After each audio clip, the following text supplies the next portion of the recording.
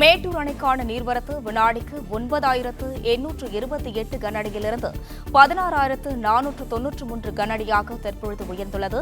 இதுகுறித்து கூடுதல் விவரங்கள் வழங்க செய்தியாளர் ரமேஷ் இணைப்பில் உள்ளார். வணக்கம் ரமேஷ், இதுகுறித்து விவரங்களை பகிரலாம். வணக்கம். சேலம் மாவட்டம் மேட்டூர் அணைக்கு தற்போது கூடுதலாக தண்ணீர் வர தொடங்கியிருக்கிறது.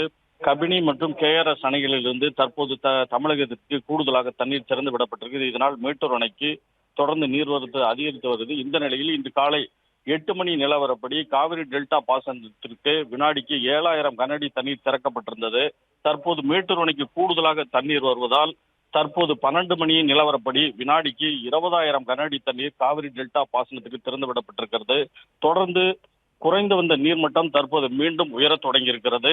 இதனால் விவசாயிகள் மகிழ்ச்சி அடைந்திருக்கிறார்கள். பிளே ஸ்டோர் மற்றும் ஆப் ஸ்டோரில் இருந்து பாலிமர் செயலியை QR கோடு மூலம் பதிவிறக்கம் செய்யுங்கள். செய்திகளை உடனுக்குடன் பெறுங்கள்.